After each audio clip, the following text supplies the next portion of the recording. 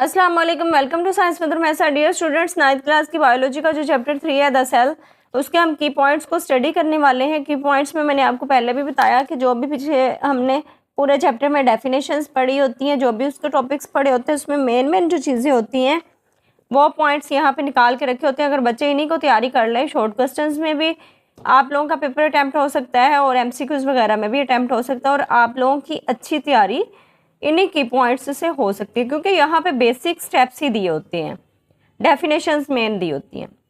सबसे पहले तो दी हुई है सेल की। सेल की अगर शॉर्ट क्वेश्चन आता है कि सेल की डेफिनेशन लिखें या डिफाइन द सेल, या फिर what do you know about the cell, तो आप लिखेंगे कि is the fundamental building block of life. हमने पीछे ये पढ़ा था कि सेल जो है ज़िंदगी की बुनियादी इकाई है, मतलब कि ये एक बिल्डिंग ब्लॉक क्या है कि एक तामीराती ब्लॉक है। अब देखिए, जैसे घर को तमीर करने के लिए हमें ईंट की ज़रूरत होती है ना, तो इसी तरह एक इंसान को बनाने के लिए सेल की ज़रूरत होती है। तो सेल क्या है? ज़िंदगी की एक इकाई है। फिर आ जाता है primary wall of cell wall is made up of cellulose and Hemy cellulose.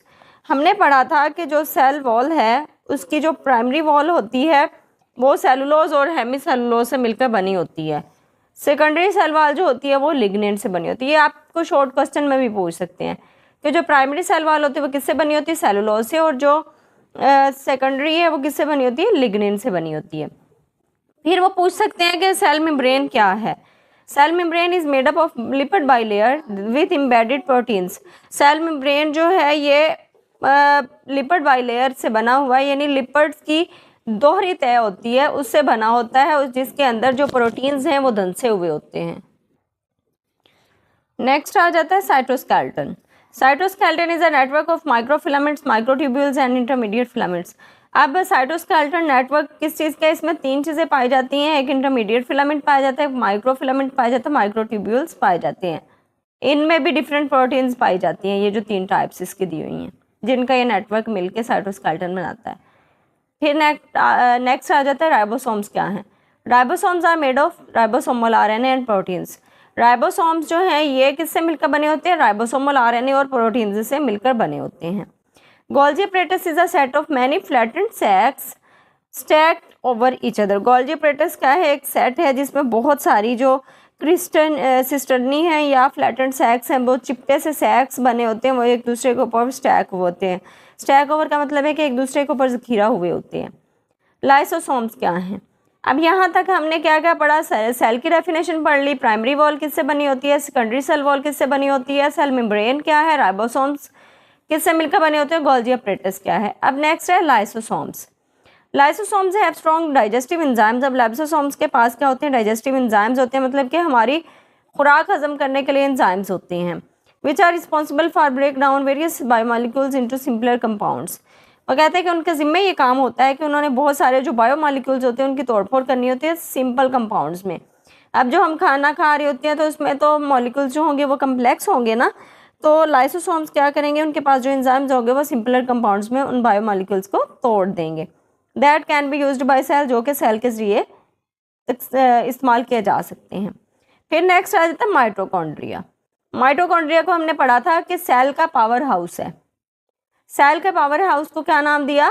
Mitochondria का नाम दिया। अब माइटोकॉन्ड्रिया क्या करता है? एनर्जी प्रोड्यूस करता है सेलुलर रिस्पायरेशन के जरिए। फिर नेक्स्ट आ जाता है chloroplasts. Chloroplasts are responsible for photosynthesis. Chloroplast में हमने पढ़ा था प्लास्टिड्स। प्लास्टिड्स में हमने पढ़ा था कि प्लास्टिड्स की 3 टाइप्स होती है, क्लोरोप्लास्ट्स, क्रोमोप्लास्ट्स और ल्यूकोप्लास्ट्स। तो क्लोरोप्लास्ट्स जो हैं वो फोटोसिंथेसिस करवाते हैं। सेंट्रियोल क्या है? Centriole is formed of 9 groups of microtubules triplets. हमने पढ़ा कि ये 9 ग्रुप्स होते हैं ना माइक्रोट्यूब्यूल ट्रिपलेट्स के, उससे मिलकर बना होता है। नेक्स्ट है न्यूक्लियस। एक स्ट्रक्चर है स्फेरिकल गोल या फिर वो अंडे की शक्ल का एक स्ट्रक्चर है, and is surrounded by double membrane. वो एक डबल मेम्ब्रेन के जरिए घिरा हुआ होता है, जो कि न्यूक्लियर एनवेलप कहलाती है। मतलब कि उसका ग्लाफ्स जो होता है ना साइड पे लिपटा होता है, तो उसको न्यूक्लियर एनवेलप का नाम दे दिया। अब यहाँ पे आ जाता है क्रोमोसोम्स क्या हैं। Chromosomes are composed of deoxyribonucleic acid and proteins. Chromosomes जो है वो DNA से मिलकर बने होते हैं और प्रोटीन्स से मिलकर बने होते हैं।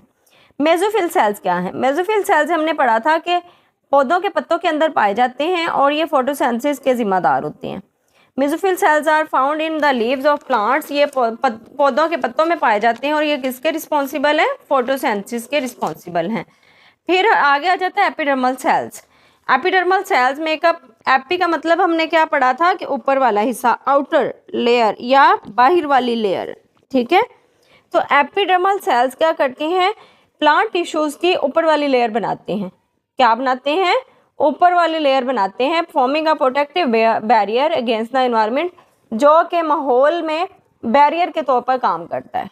प्रोटेक्टिव बैरियर का मतलब है कि बहुत ही हिफाजत होती है उसकी। फिर नेक्स्ट आ जाता है neurons. Neurons are specialised cells of nervous system. अब न्यूरॉन्स क्या है, ये नर्वस सिस्टम के स्पेशलाइज्ड सेल्स हैं जो कि क्या करते हैं, नर्व इम्पल्स को पूरे ही जिस्म में ट्रांसमिट कर रहे होते हैं। मतलब कि कोई भी पैगाम होता है ना, वो पूरे जिस्म में फैला रहे होते हैं, कौन, न्यूरॉन्स। फिर आ जाता है मसल सेल्स। मसल सेल्स किसके जिम्मेदार होते हैं, मूवमेंट के जिम्मेदार होते हैं।